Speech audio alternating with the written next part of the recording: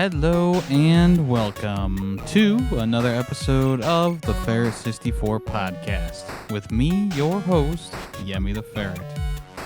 Ferret64 is the one-stop shop for video game news, occurrences, first impressions, and so much more. And today's episode is going to be a bit melancholy. I know I missed last week's episode time slot, and I've gotten pretty much the big news from the past 2 weeks here. And then I have some games that I bought that I can show off here because we are at the end of the month of January already. And I've been playing Highguard, which is the main thing here. I think I'm gonna try and make this episode short because I'm not feeling amazing. And I guess regular listeners of the podcast who are in the Discord will know that there's some major changes happening in my life. So this room that I've made my home for the past 5 years, we'll be moving on from, and that's all I want to say about that right now. But just know that I may be a bit spotty on podcast episodes coming up here, depending on what's happening. And then also streaming has been put on hiatus for at least until the end of next month, probably. I just don't know what's going to happen. So, yeah, let's get started here. I'm going to show off some games that I picked up this past month. All right, first up, we have 2 games that we streamed. I know maybe I didn't show these off back in the day. But here is the Call of Duty Modern Warfare 2 from, 2022. This is the cross-gen version, which got me into a little bit of trouble, but there you go. And then also, the follow-up, we streamed Modern Warfare 3. As you all know, I kind of changed my opinion about this one. I think it's not too bad of a game. But I just wanted to show. Got the physical version, as whatever that means anymore. Physical version. I mean, it's literally just a blank disc. Here are some games that I picked up from eBay. My first Dreamcast game, Revolt. Someone came into my chat. I forget their name. Apologize. They said that the Dreamcast version of Revolt rivals the PC version, so I thought, this is my first official Dreamcast game that I'm getting, which is pretty cool. Next up, I got Medal of Honor Warfighter. It doesn't matter, that's the limited edition with the Battlefield beta inside. Oh boy. But that is that. Medal of Honor Warfighter. This was the last Medal of Honor game that came out until the game that came to Oculus, which I think I talked about back in the day. Last eBay game is Deal or No Deal for the Wii. I used to really like this show when I was a kid, and I've also taken a liking to playing the arcade version of the game. So I thought, it'd be kind of fun to maybe play the Wii version, maybe for my birthday or something like that. And then here are some new games that I've picked up.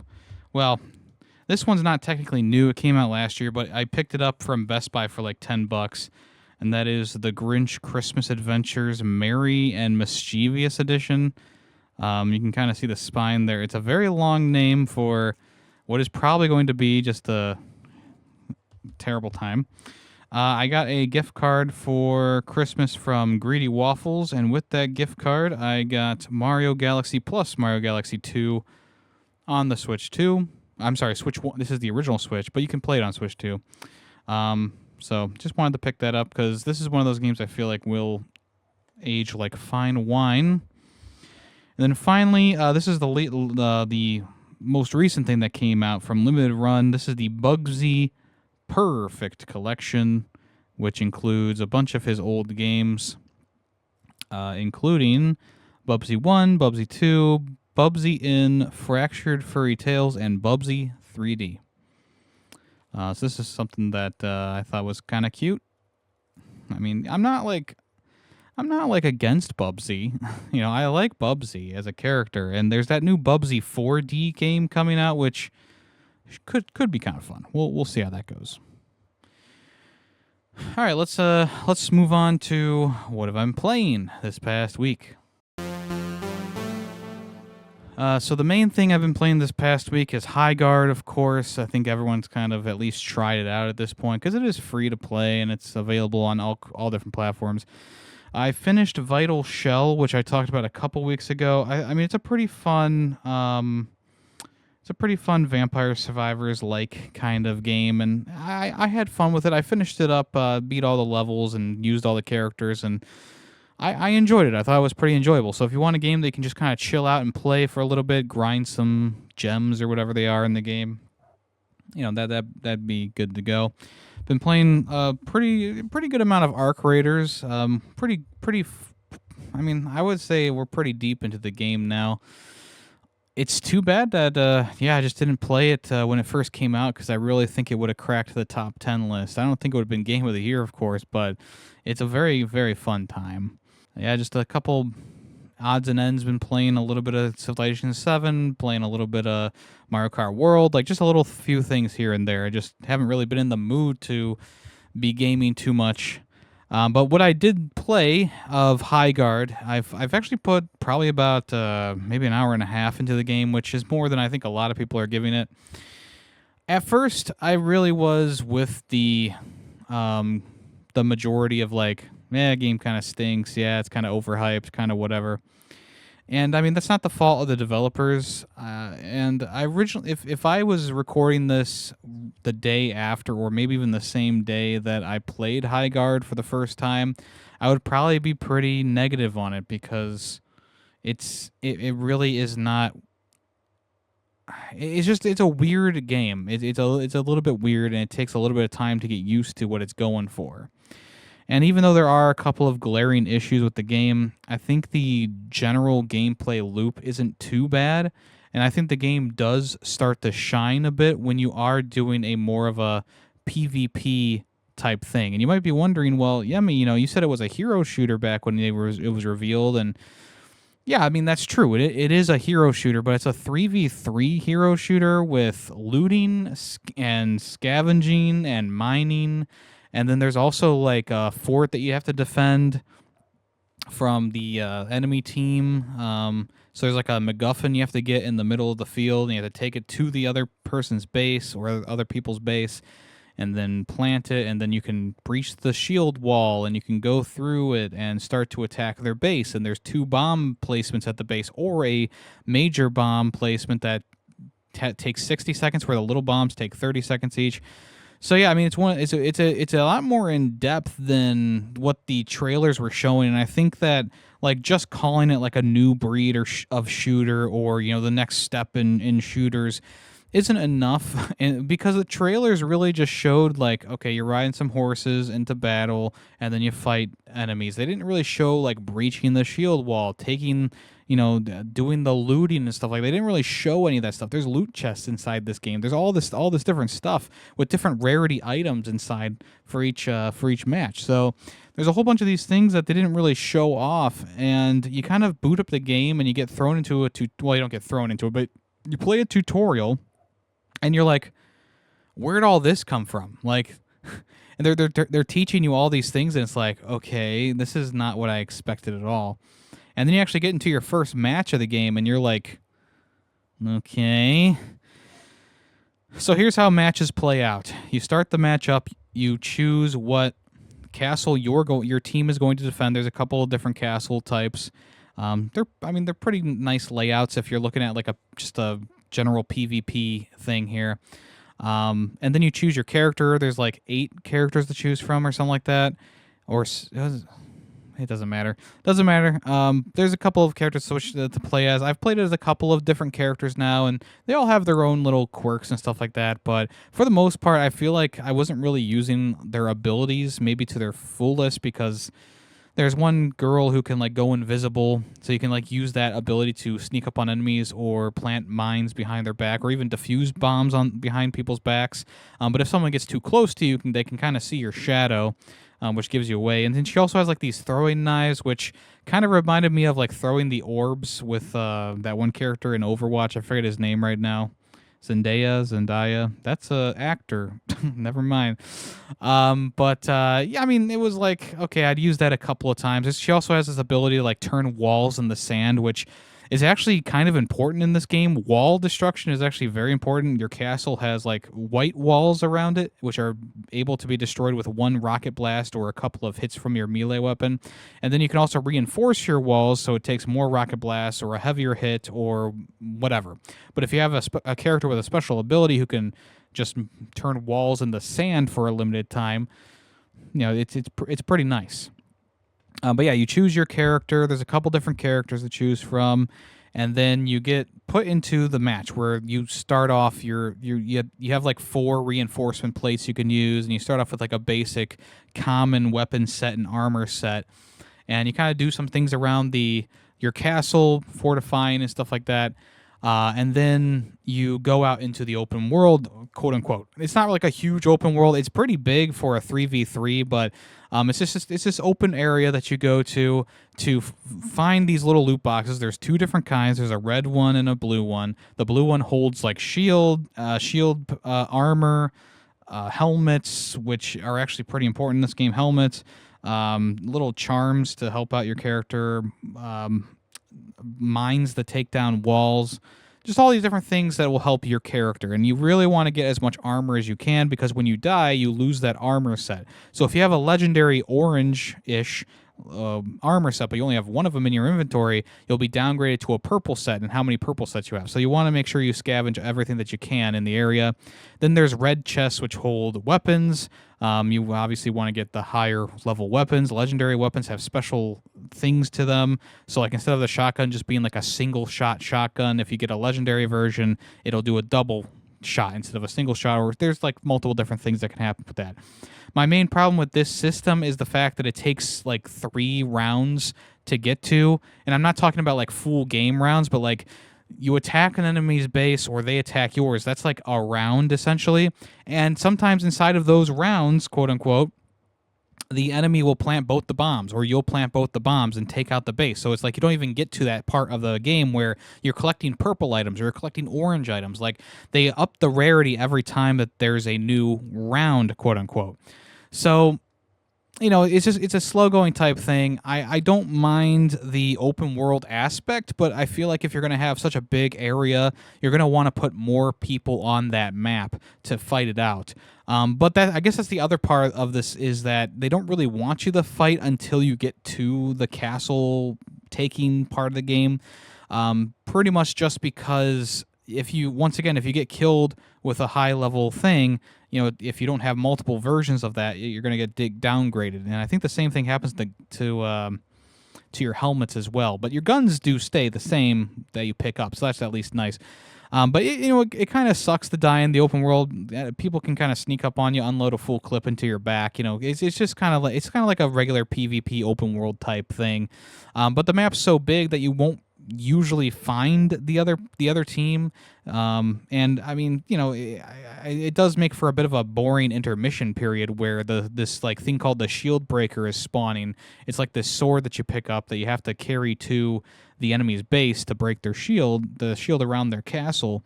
But yeah, it makes for a bit of a boring period where you're just kind of like going to these crystal formations and using your melee attack to break the crystals to get currency, and you can either spend the currency at the various merchants that are in the area, or you can spend currency when you're dead. You can actually spend currency to upgrade your items when you're dead, which isn't a bad thing. I like that system a bit. It's not like my favorite thing ever, but I do like that a bit. The one weird thing about the game though is that when you're mining these crystals, you have to do like this quick time event, and I don't know. I don't know if they really need this sort of thing in the game, but if you do the quick time event perfectly, then you'll get your next melee swing will be a perfect swing, which will allow you to either break a wall in one hit or break a gem in one hit. It's at least a nice like gift to you after you do something perfectly, but also at the same time, like I really could care less about the whole quick time event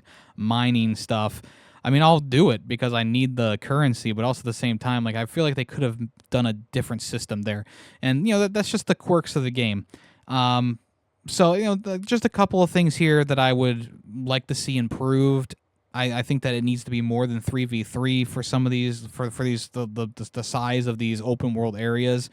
But also I feel like the gem mining could be a bit faster.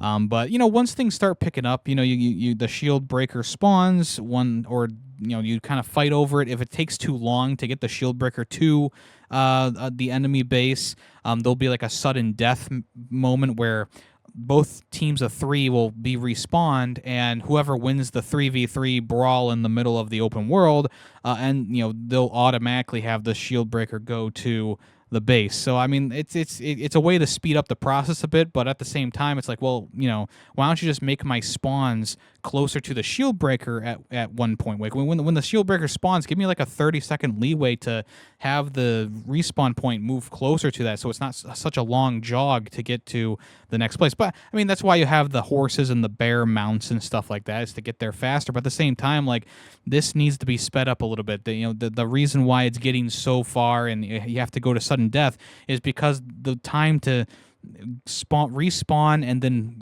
run or ride your mount all the way back to the shield breaker where the action is, it just takes a little bit too long. But once a team does plant the shield breaker, it will break open the shield guarding the castle, and then that's when you have like a true PvP experience where it feels a lot like, I mean, it kind of feels like Destiny at times with the 3v3 aspect, but then it also kind of feels like people were saying it's kind of feels like the finals, which I've never played the finals, but to me it kind of feels more like kind of just feels like a weird Apex Legends type thing, which makes sense because a lot of the members of the development team worked on Apex Legends and Titanfall, but I was really hoping it was going to feel more like those two games, but it just kind of feels like Apex adjacent, which is fine, but also at the same time, like, I could use maybe just a regular, PvP experience here in the Titanfall formula, but what are you going to do?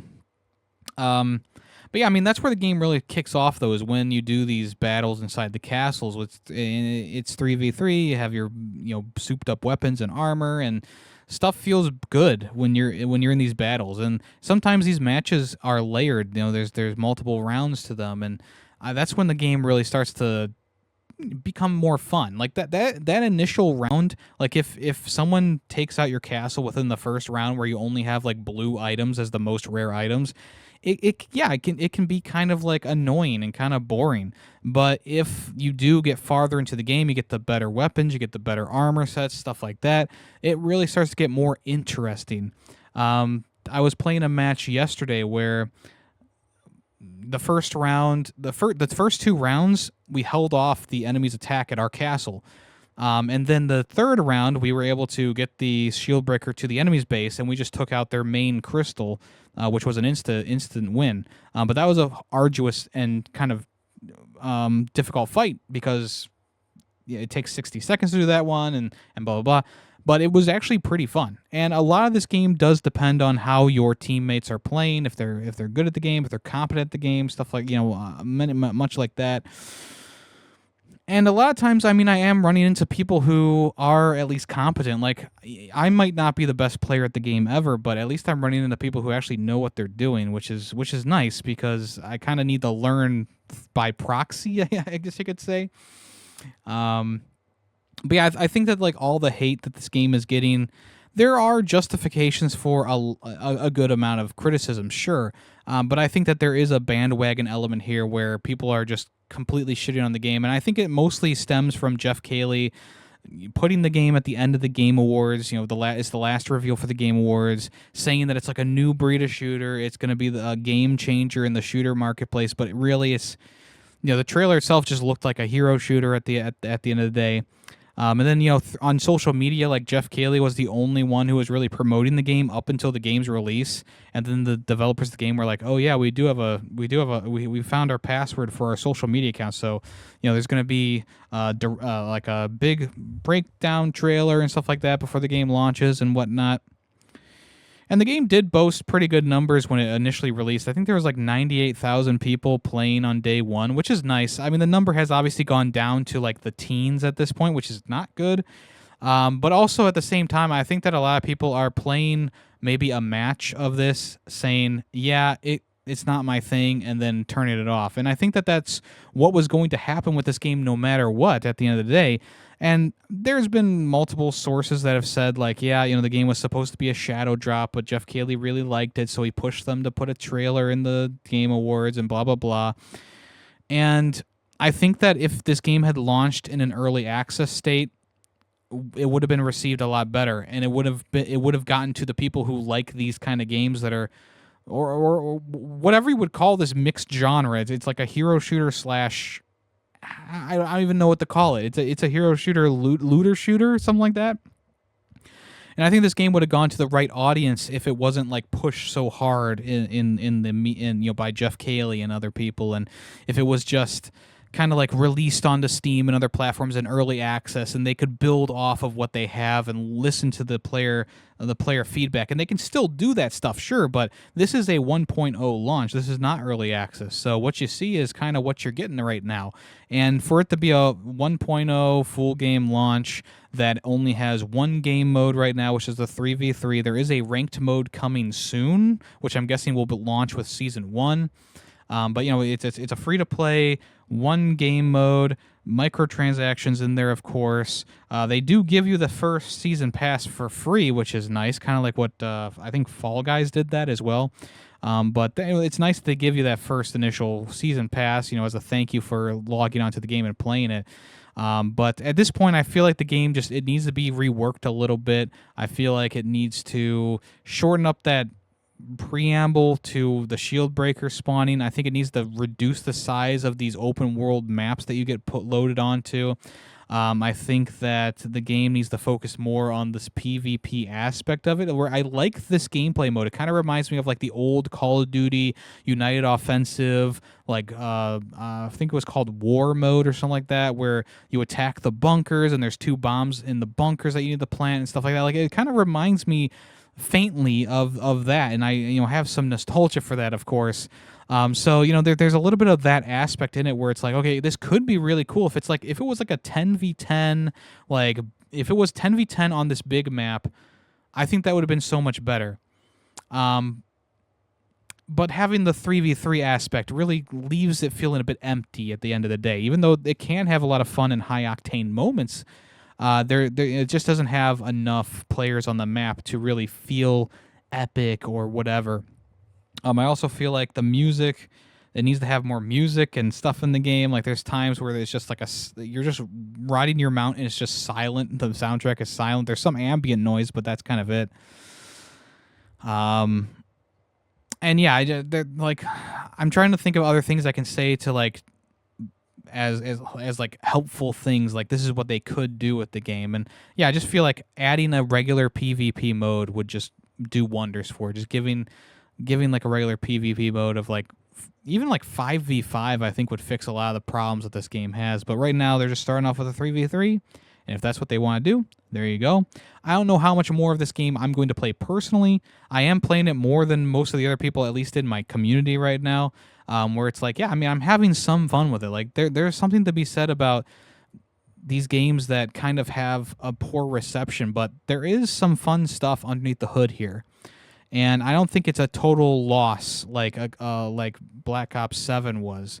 I think that there's some good here, and they can build off of this. But right now, it's under that microscope. It's under a lot of scrutiny because of all the, I don't want to say hype surrounding it, but like all the talk surrounding it. And I think at this point, because it's a free-to-play game and people kind of load into it and they go, yep, this is shit, and just turn it off, they don't see like where the fun could be had. And I can at least see where the fun can be had because I've had fun with this game. I don't think it's a 10 out of 10, but I also don't think it's a 1 out of 10. I think it's somewhere kind of in the middle right now, and we'll see if the game grows and fixes itself as the year goes on. They have a lot of time to fix it. They do. And I feel like if they just launched this in early access without the big fanfare, you could still have a trailer at the Game Awards like announcing your game. That's fine. Just don't make it be the last reveal, which, once again, I guess that's more of Jeff Keighley's fault for putting the pressure on the studio like that. But at the end of the day, if you want to try out Highguard, it's free. Why not? Just try it out. If you like it, boom, cool. If you don't, don't worry about it. I think also at the same time, like this year, I kind of want to be less negative overall, and I want to be more constructive because there have been a couple of reviews that I've done in the past where I'm just negative, negative, negative, negative, and I just cannot see a positive. And I think I really need to try and be more constructive with my criticism rather than just berating with my criticism. And you can see that with the Black Ops 7 review. You can see that with the Captain Blood review. Like, I kind of feel bad re-listening to those things because it's like, there was a team of people behind this game, and if they hear my thoughts about it, they're gonna be really upset. Like, just because I'm really drilling into them. Black Ops 7, the multiplayer has kind of turned around for me. They've fixed some things up, they spruced some things up, they changed some gameplay mechanics, and I'm feeling a lot better about at least the multiplayer aspect of the game. The campaign is a lost cause. Let's all be honest there. But yeah, I mean, the multiplayer's kind of brought me back around a little bit. I'll probably play it a bit more before really diving into how amazing the game is now. Yeah, I won't be doing that. But at least with Highguard, I can say, like, yeah, I can see the gem. I can see the glint of the gem hidden beneath the dirt. And I think that they can turn this around. At least, I mean, I don't even know if they need to fully turn this game around. I just think that there needs to be like a bit of, you know, if they're facing the camera right now, to fix this game, they just need to angle it just a little bit, like maybe 25 degrees to the left or right. You know, like that's all they need to do. And I think that'll make the game a lot more playable, and it'll be a lot more inviting for the major audience. And that's just my opinion, of course. But let me know what you think of Highguard in the comments below. Let's go ahead and move on to what's in the news and what's coming soon. All right, first up in the news today, there's a lot of games that were canceled by Ubisoft the past couple weeks here. There was a big restructuring inside the company, and they actually canceled. The biggest thing that they canceled was the Prince of Persia remake, which had been in development for, I feel like, a couple years at this point. They revealed it, I feel like they revealed it back in like 2024 or something like that they were doing this. And I think a lot of people were excited to see this game come back with a fresh coat of paint. I mean, it would be the first Prince of Persia game we had gotten that wasn't just a spin-off or something like that for quite some time. And I know that the Sands of, what was it, Sands of Time? Or no, the Lost Crown, that's it. Lost Crown came out, what was that, 2024. And there was also the roguelite game that came out as well. And those were good, you know, but I feel like those are more of like a spin-off kind of thing, different characters, different vibes to them. So I was really hoping that, you know, bringing back Prince of Persia, Sands of Time would kind of maybe reinvigorate the series, but obviously that didn't happen. So after the announcement that they were canceling a bunch of games, they also said that they were going to be laying off more people, and on February 12th, 2026, there would be a lot of layoffs. So that is pretty crappy as well. This is going to be a major company reset, they said, to reclaim its creative leadership and drive a sharp rebound after struggling for a couple years. Ubisoft wants to return to exceptional levels of quality on the open world adventure segment. Yeah, I mean, there's a formula that Ubisoft has been following for a while now, and it has been played out at this point. I mean, you've probably played Far Cry games. You probably played the newer Assassin's Creed games. Like, a lot of those games kind of follow that same formula. So I feel like if they are going to do a bit of a restructure here, and if they are going to rethink their open world games, even though I don't feel like they should be laying a ton of people off, it is a nice thing to at least have them say that they're going to be trying something new with these open world games. And, you know, I think it is time to kind of reset that formula. So yeah, there's the Prince of Persia game was canceled.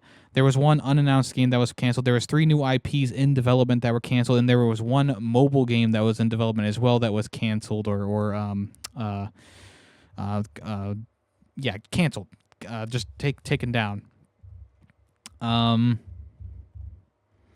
Yeah, there's really not much else to say about this other than waste of time for those developers, all those developers who were affected.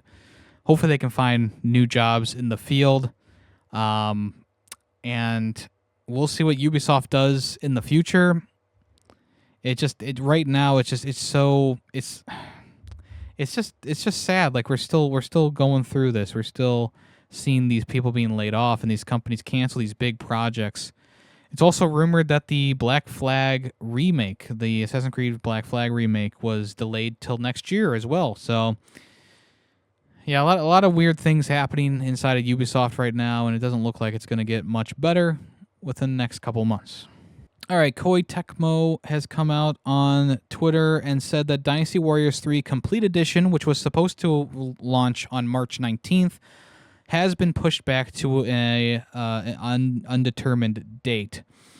So on the Twitter account, they posted a notice of release date change for Dynasty Warriors 3 Complete Edition Remastered. They said the release date of Dynasty Warriors 3 Remastered, previously set for March 19, 2026, has changed. The new release date will be announced at a later date. A message from the producer, Tomohiko Sho. The release of Dynasty Warriors 3 Complete Edition Remaster has been postponed from the PlayStation... Okay, yeah, it's the same thing. As the first remaster of the Dynasty Warriors series, in order to fully satisfy our fans, we have made the decision to further improve the quality of the game. The new release date will be announced at a later date. We appreciate your patience as we take a little more time with the release. Yeah, I mean, I'm never gonna poo-poo a company for delaying a game because they need to, take a little bit more time with it or work some things out. I think that the sooner they release this game, the better, simply because Dynasty Warriors Origins was a pretty big hit when that came out, and I think a lot of people really enjoyed that game, including myself. And a lot of people have not played the older Dynasty Warriors games like myself, so it'd be nice to get a refresh on the best of the best that the series has to offer. But yeah, once again, I'm not going to criticize them for delaying the game, because at the end of the day, it's a good thing, and hopefully they make the changes or fixes that they need to make sure that the game comes out in a perfect condition.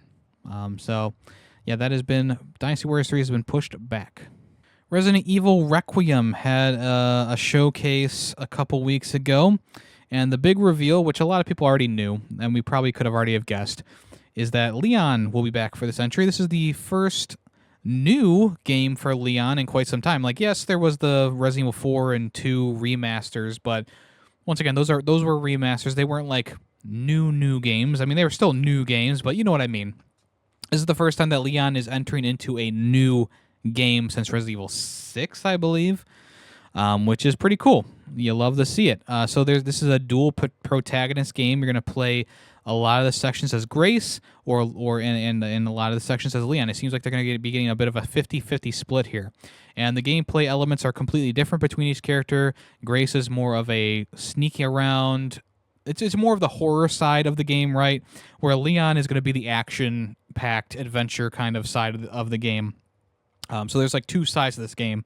And one of the things that I really liked about Resident Evil 8 and even Resident Evil 7 was they did have a nice split of pure horror moments and pure action moments. And I think Resident Evil 8 did a pretty good job with that, with all the different sections and different places you go to. Really gave you a taste of everything that Resident Evil as a series has to offer. And with Resident Evil Requiem, or Resident Evil 9, you can kind of see that again, where these Grace sections, they're going to be more slow and they're going to be more horror-based, and you're going to play as a protagonist who can't really defend themselves. They can't hold the gun straight to save their life, or at least maybe they'll try. And with Leon, you're getting back into that Resident Evil 4 action where you have a hatchet that he uses, then he can repair it. And the enemies, they're kind of like the enemies from Resident Evil 4, where they can pick up items and use them, and they're kind of still kind of there in the head, where they pick up a chainsaw or a knife or something like that to try and attack you with.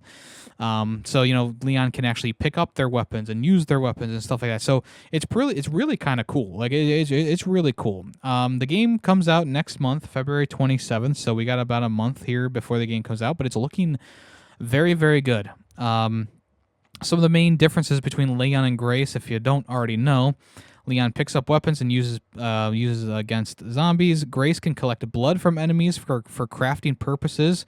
There is a classic difficulty that'll have Grace using ink ribbons to save the game instead of there being quick saves. Leon has a hatchet melee weapon he needs to repair by sharpening it, kind of like his knife in Resident Evil 4. And some zombies will mimic the jobs and habits they had when they were alive. So that's the main things there. And I think I think this is going to be a very good game.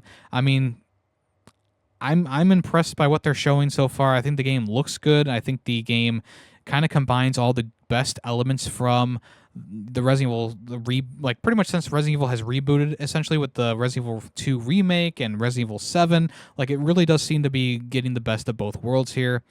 They also showed off that there's a Hamilton watch that you can get with one of the editions of the game. There's obviously a collector's edition and stuff like that. I think I've already talked about the Switch 2 like controller, and Resident Evil 7 and 8 are coming to Switch 2 on February 27th as well. So I think I've already talked about those things, but yeah, I mean, well, look, the game is looking good. I like that they're bringing Leon back for this. I know it wasn't like the best kept secret ever, but I think it was a pretty cool reveal, and I think it's gonna have. I think this game is gonna be a lot of fun. So really looking forward to that. Resident Evil Requiem. Another game that I'm actually looking forward to is Marathon, or Bungie's Marathon, as I like to call it, because it's a bit more specific.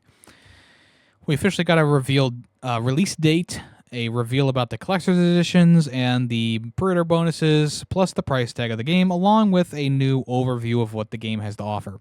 After playing so much Arc Raiders the past couple of months at this point, I can say that I'm actually kind of excited to play a PvP extraction shooter. I know there's not going to be like the PvPvE element to this one, it doesn't seem, but I think it could be a pretty cool time, and I like the vibe that they're going for here. Like it's obviously very Destiny coded while also being its own thing at the same time. But I like the aesthetics of the game. I think it looks really cool, like this like almost like digital printed kind of aesthetic to these characters and the environments.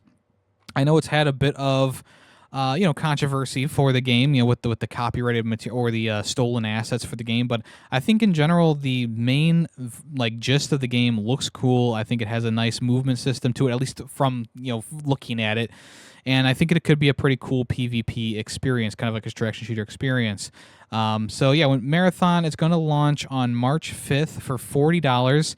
The price tag, I don't think it's a reaction to Arc Raiders or anything like that, because at the end of the day, Marathon was, one, revealed before Arc Raiders, and two, Helldivers 2 was also $40. I think and Concord was $40 as well. I think that these live service games that Sony is trying to make last forever, I think they're coming out at the $40 price tag, which I think is a good price tag. But a lot of times I feel like a lot of these games could just be like, this could be a free to play game with a season pass. This could be a $20 game with all the extra fixings to it. But $40, I guess it's not a terrible price point, of course.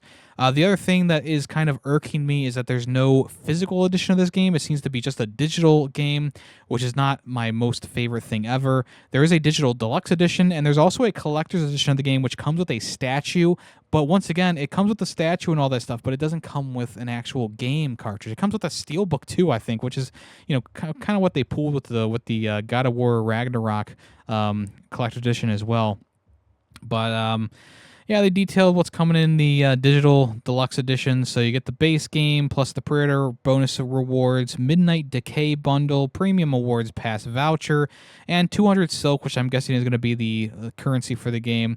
Pre-order rewards, you get 0-step 4 CE tactical sidearm styles. I don't know what that is. Looks like it's just I don't even know. It looks like it's just camo for your gun, maybe. You get a Intercept emblem, a special emblem, and a special background. So, I mean, basic pre-order bonus stuff. Can't really say too much about that. But yeah, with all these like digital printed kind of cosmetics and stuff like that, I mean, I think it's going to have a cool aesthetic. The soundtrack sounds pretty good too, from what I've heard. And yeah, I mean, look, I with any game, no matter if it's my type of game or not, I do hope that it finds success. And with how much I enjoy Arc Raiders, I really do hope that this is like a more PvP-based game that'll kind of have the same fun factor, but just to be a different style. So, I don't plan on not playing Arc Raiders once the Marathon comes out, but Sony should thank Arc Raiders because it really opened the door for a lot of people for this Marathon game. And I mean, I'm gonna speculate here. This is just all speculation. I think this really is they're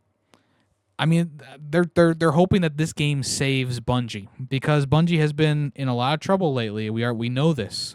We know this a lot. And the whole online service game division for Sony is currently waiting with bated breath, I'm pretty sure, because Marathon is a make or break type game. And we'll see if it makes it or if we're going to see some major restructuring inside of PlayStation in the near future.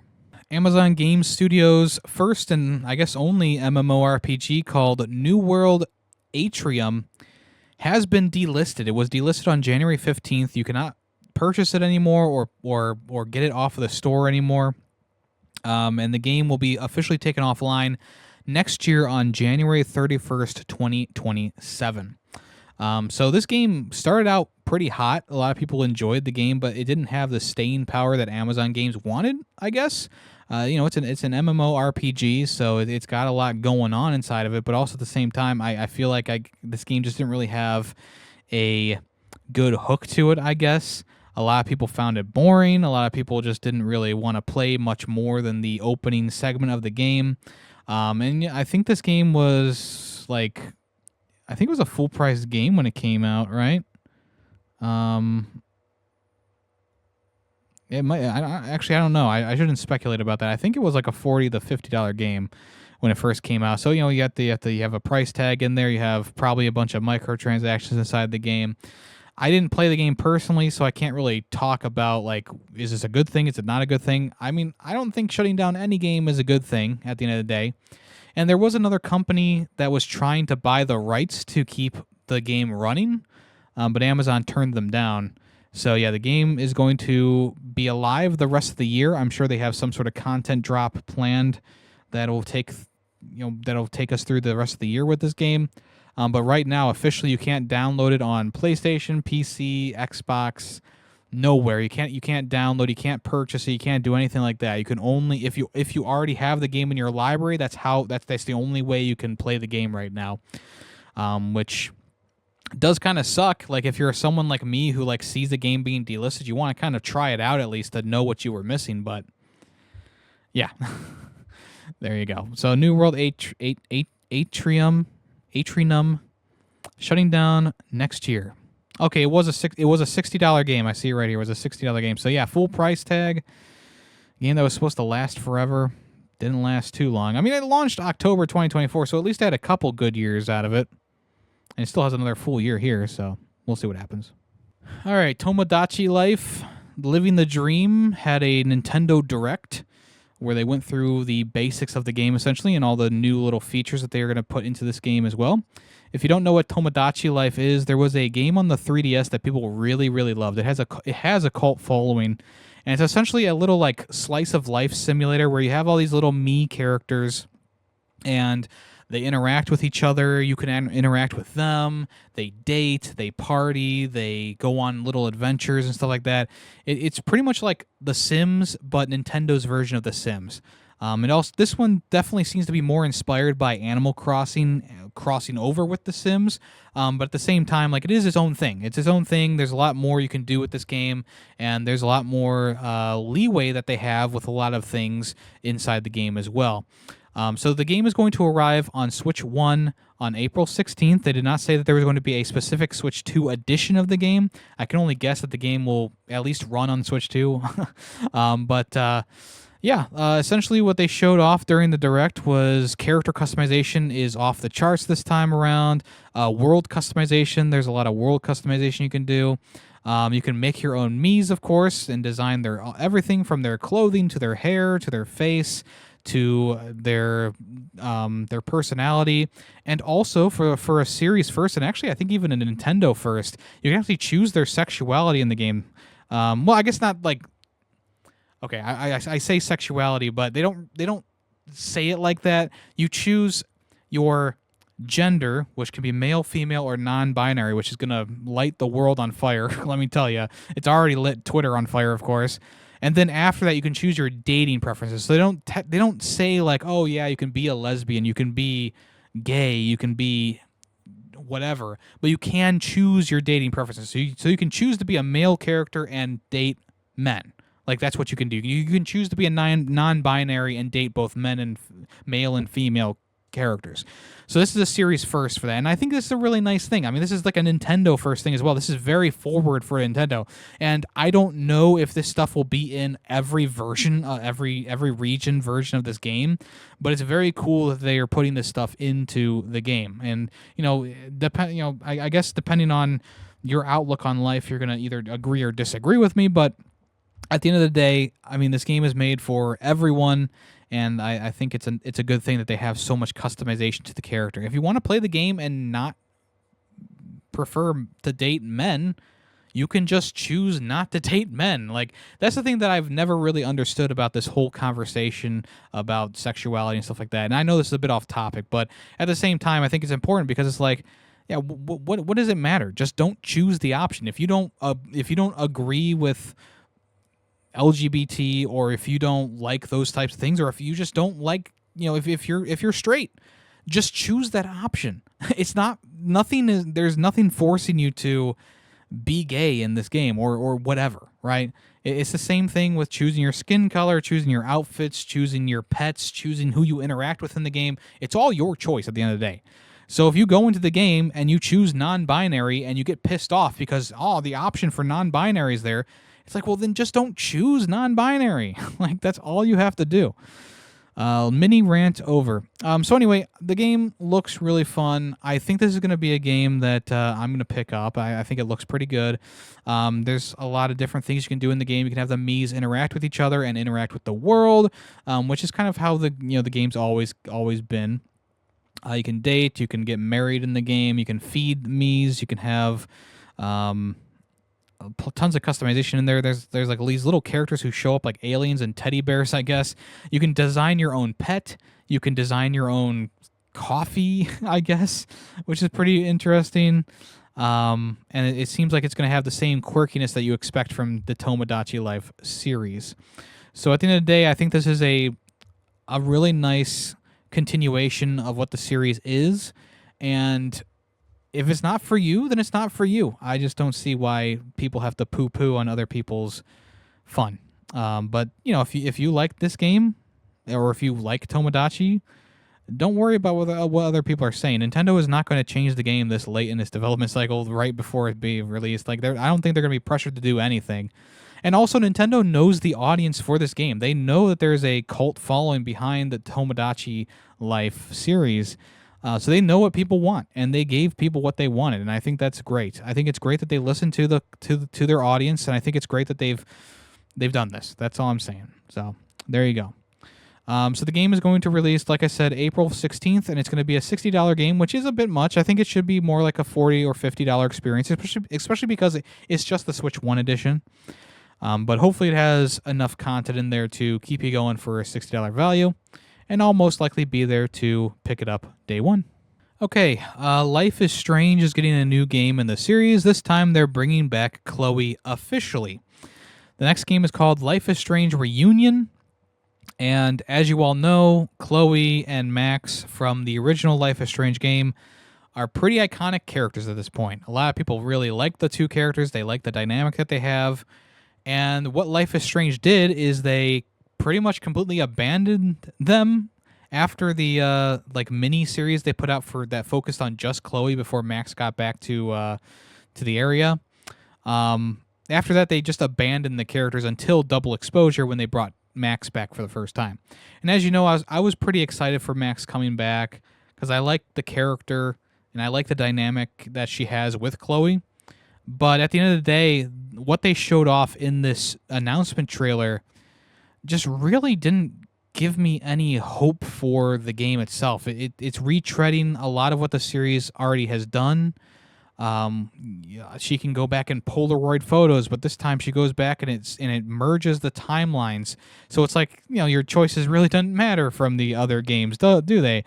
And at the same time, they showed full gameplay clips of the characters interacting. It just feels so stiff and forced, and the animations just aren't there, and the dialogue itself is just not really grabbing me, And I felt the same way about Double Exposure. I thought that the game, even though it looked fine, it felt very robotic. It felt like the game was written very they tried to rush this game out or that game out, and I mean, at this point, I think they're just trying to save the series, and by bringing Chloe back, like, yeah, they're really trying hard now.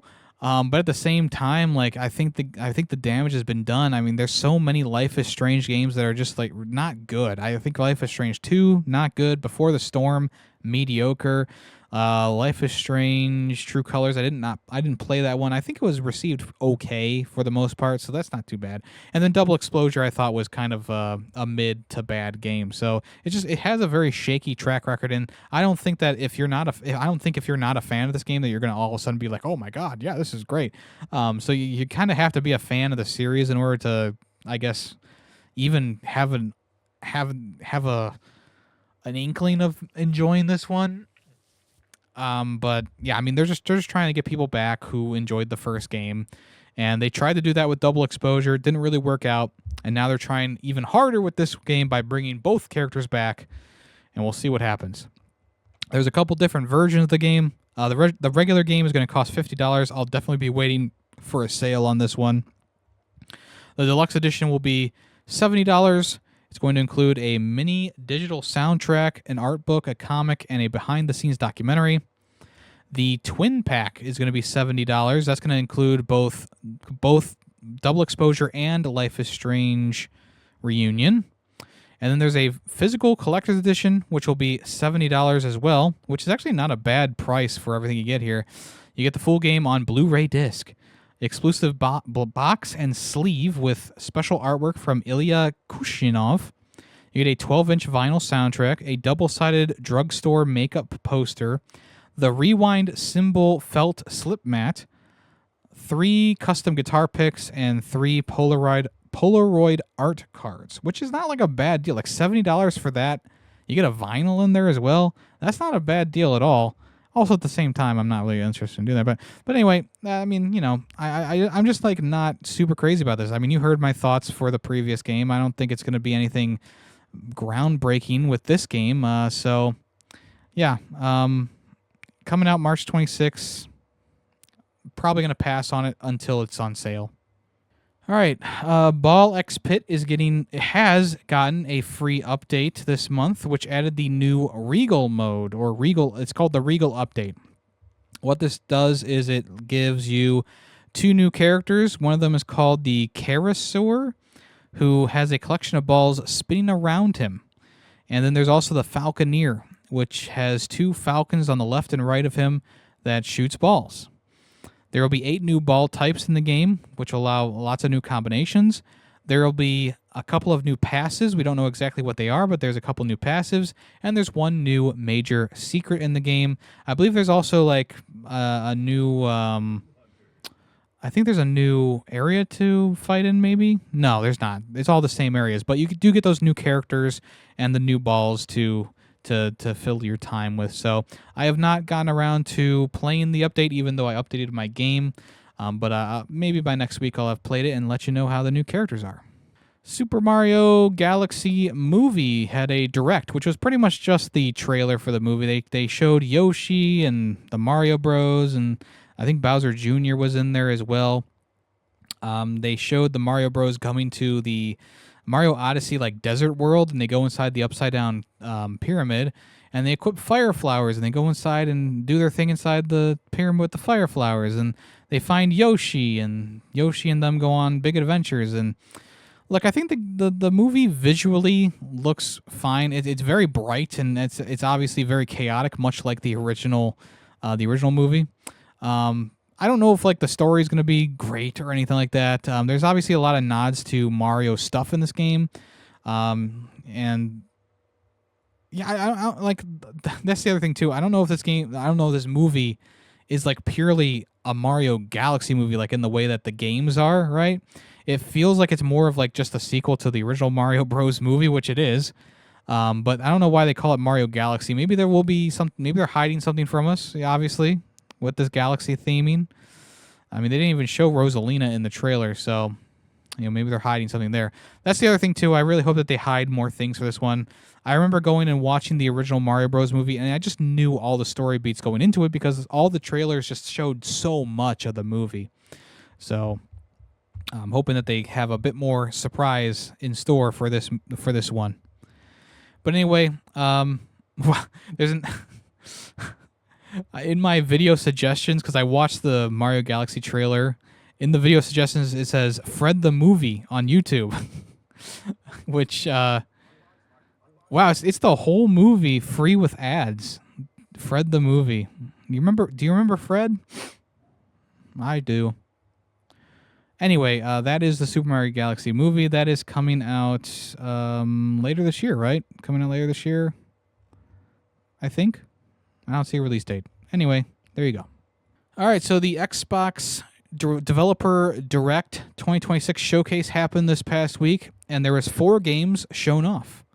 The first one was Forza Horizon 6, which does look very good. I'm not the biggest fan of racing games, as you know, but the last Forza Horizon game was pretty fun. It was a bit of like an open world adventure. This one is set in Japan, as you may or may not have known, and with that aesthetic comes a lot of different locations you can go to, from cities to mountain landscapes to vast hills. I think this is probably going to be a really cool game. Lots of car customization. I think they're going to set it up much like how Forza Horizon New was it Forza New Horizon? Something, whatever the last one was. I think they're going to set up kind of like that, where it's kind of like an open world and you find cars and race in the open world. Because I think that was a pretty good time. Lots of accessibility modes in the game, color assist and stuff like that. So, yeah, I mean, it looks good. You know, if you want to check out the trailer, I would definitely recommend doing that. I think the gameplay looks good. I think the game itself looks good. Sounds good. And if it's on Game Pass, I'll be there day one. The new Game Freak game called Beast of Reincarnation was shown off, and they mentioned Pokemon a lot during this showcase. But obviously, this is not like Pokemon at all. It's more of a action adventure type game that seems to be based in some sort of apocalyptic future where you're fighting these like monsters and robots, and it seems to be much more of like a action adventure type game, kind of maybe inspired by the Nier Automata series. But you have a wolf companion with you who seems to help you out here and there. I'm sure there'll be plenty of enemies to fight and stuff like that. The game looks pretty good, you know, for a studio that's been working on so many bland Pokemon, like looking Pokemon games. This one definitely is shining. The visual style of the game looks good. I like the world that they've designed here. And a lot of the enemies look cool too. There's like these little android guys. There's lots of like half mutated like monster plant things. So, you know, for a game coming from Game Freak that's not Pokemon, this looks pretty impressive so far. This is going to be coming soon in 2026, they're saying, but it has not gotten an official release date. And of course, it will be day one on Xbox Game Pass. Next up was the surprise announcement of a new game from Double Fine. And as you know, I really enjoyed Double Fine games. I did not get to play their last game, The Keeper, but I am planning on doing that soon. The new game is called Kiln, Kiln, and this is it's kind of like a fighting game, I guess, where you create your own pots and you brawl in a area, or you brawl against enemies in an area. I think there's also a PvP mode, but yeah, it's a top-down beat 'em up essentially, where you make your own clay pots. And you can actually design your pots to look exactly how you want them to look. And it looks like there's a bunch of little game modes in here and PvP stuff, along with some platforming challenges and stuff like that. It looks very cute. I like the visual style. I like the I like the design of the characters. I like that you can make your own pots and do your own things with them. I'm there for whatever Double Fine wants to make from here on out. You know, I mean, after Psychonauts 2, I really have my faith in the studio has come back tenfold. And, it seems like it's going to be a pretty fun game. So, yeah, Kiln, that is coming soon in 2026. I don't believe it has an official release date yet so far, but yeah, pretty cool. Pretty cool there. And then finally, the Piece de Resistance was a big showcase about Fable. They did a big overview of Fable, the world, and the characters that you'll meet. And then they also revealed, like, yeah, your customization of your character is going to be unmatched by any other open world RPG. So you have a lot of customization you can do to just your character and what you decide to do in this game. On top of that, they brought a lot of the Fable isms back to this game. A big open world, a morality system, an evolving story that is based around what you do. And then they also kind of redefine the combat for the game as well with skill trees and stuff like that. And also at the same time, you can marry anyone you want. Once again, that was a big thing about, I think it was Fable 3. It might have been the original Fable. Fable 3 is the one that I remember the most, which also at the same time is the one I think people don't like the most. But I remember just being able to go up to a random maid in the castle and like marry them and whatever. So I mean, the cool stuff like that. There's multiple houses you can buy. Just it seems like a very vast and open world, and it just really feels like a true RPG experience that I think people who are fans of the original Fable and the Fable series will enjoy. So, yeah, very cool. Excited about that. It is coming in autumn of 2026, and of course, day one on Game Pass and PS5. It's actually going to be available on PS5 day one, which is pretty crazy. So there you go. All right, Nintendo has announced the launch lineup for the online Virtual Boy, the Nintendo Switch Online Virtual Boy system. The system itself and the games are going to be available on February 17th. I believe you can play on both Switch 1 and 2, so it doesn't matter which version of the Switch that you're using. If you don't recall, the remake or rebuild of the Virtual Boy is $100. The cardboard model is only $25. So obviously pick whichever one you want there. But I decided to get the whole Virtual Boy system. I've never had a Virtual Boy or even really seen one in real life, so it's going to be a bit of a cool thing in my opinion. The one thing that they did confirm during this, which was the thing that I was kind of wondering about, was do you need to use the Virtual Boy to play these games? And yes, they're going to be locked behind some sort of sensor, or you connect your system to some sort of chip that enables the Virtual Boy's games to be played, which is kind of unfortunate because I was really hoping you could just play the games and then use glasses or something like that, have a third-party thing come in and to be able to play. So it is a bit odd to be a new incentive on the Nintendo Switch Online expansion pack service that's hidden behind or locked behind a $25 piece of cardboard or a $100 piece of plastic. So it's just a bit weird there that you can't just play them willy-nilly. You have to have these things. I don't think the games will open if you don't have the peripherals for it, which is unfortunate in my opinion.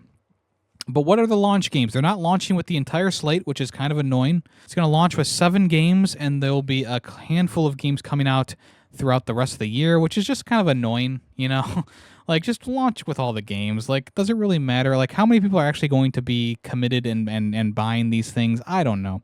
But the launch games are going to be Galactic Pinball, Teleroboxer, Red Alarm, Wario Land, 3D Tetris, Golf, and the Mansion of Innsmouth. All these games look interesting on their own right, so it's not like I'm poo-pooing the launch lineup, but I just think that they should release all the games at once, because what are they waiting for? They also announced that Mario Clash, Mario Tennis, Jack Bros, Space Invaders, Bowling, Vertical something, and Tetris 5 are going to be launching sometime later this year. And there's also 2 new games that are being released for the first time ever, because the Virtual Boy didn't sell too well, so they canceled the games, but they were fully made and ready to go. So 2 games, one called Zero Racers and one called Dragon Hopper or D Hopper, will be available as well throughout the year. Also, they've translated, I believe, the Mansion of Innsmouth was translated completely from Japanese to English for English speakers. So that's the first time there as well. So pretty cool. I mean, I'm excited to play on the Virtual Boy. They also revealed that there's going to be, you can actually change the color in the future. You'll be able to change the color. I don't know why that's not a day one thing. In the future, we'll be able to change the color. It seems like these color changes are going to be made available with different lenses for the Virtual Boy. So it could be another cost type thing, which I don't think is a good idea. But all the basics of the Nintendo Switch Online service will be there, though. Rewind features, save states, etc., etc. So, I mean, it's so weird because I like the idea of bringing this forgotten relic from the past back to life. I like that idea so much, and I really want to play this. But also at the same time, it's not really feasible for someone who's gaming on a budget. If you're paying for Nintendo Switch Online expansion pass service, you're already paying $60 a year for that as well. But then you also have to add on this, these peripherals for this one service. I feel like they really should have a way to play this without the peripherals. And whether that just be like 3D glasses you can get or just a mode inside of the Nintendo Switch Online service, I just feel like they're going to be alienating a lot of people by locking this behind something you have to purchase as extra on top of the NSO service. So, yeah, not like crazy about the business side of things, but I am very excited to get my hands on this and play it because I've never played the Virtual Boy. So, there you go. And to round this all out, we have PlayStation Plus games that were announced for February and some games that are leaving PlayStation Plus. So the games announced for February, which will be available the first week of February on the 3rd. We have Undisputed for the PS5. This is a boxing game. Subnautica Below Zero for both PS5 and PS4. It's Subnautica, but in sub-zero temperatures. Ultros, which is a side-scrolling adventure game that's going to be both PS4 and PS5. And then Ace Combat 7 Skies Unknown, the PS4 version of that. So, I mean, it's a good haul of games. I can't really complain about that. And then here are some games leaving PlayStation Plus Extra Tier soon. On the 17th of February, Carto, Cult of the Lamb, New World Atrium, which is already delisted right now, so you can't even play that on the PlayStation Plus service. Res Infinite, Saga Frontier Remastered, Super Neptunia RPG, The Ascent, and WWE 2K25 are all leaving the service. So, yeah, good month for PlayStation Plus, I suppose, for the Essentials tier. Not too bad there. But if you want, I would say out of all these games, play Cult of the Lamb and The Ascent. I feel like WWE 2K25 was pretty good for people who like wrestling games, but yeah, those are the 3 games that I would say are probably the best here. Res Infinite is also kind of cool too. Yeah, there you go. That is that. All right, folks, thank you so much for listening to this episode of the podcast. Really do appreciate that. I should be weekly back with this podcast, but once again, I don't know. So if you want more information on what's happening in my life, you can join the Discord or follow me on social medias. I will be back eventually to stream down the road, and I will be uploading podcast episodes when I can. Film Freaks, the other podcast I do, we talk about movies. That should still progress bi-weekly. It's just the weekly podcast thing might have to cut a few podcast episodes for the next couple weeks at least while I get things sorted out. So stay tuned, stay put. I appreciate you all, and I will see you all next time when we come back around here. Yeah, have a good rest of your day. I'm Yemmy the Ferret, and I'm out of here. So long. The Ferret 64 podcast is owned and edited by Yemmy the Ferret. Sound clips included during the podcast were made by Yemmy the Ferret. The Ferret 64 logo was made by Player2P2. The intro and outro music was made by Gail Laliot on Fiverr. News sources include PushSquare.com, NintendoLife.com, and PureXbox.com. All opinions are my own. Thank you for listening.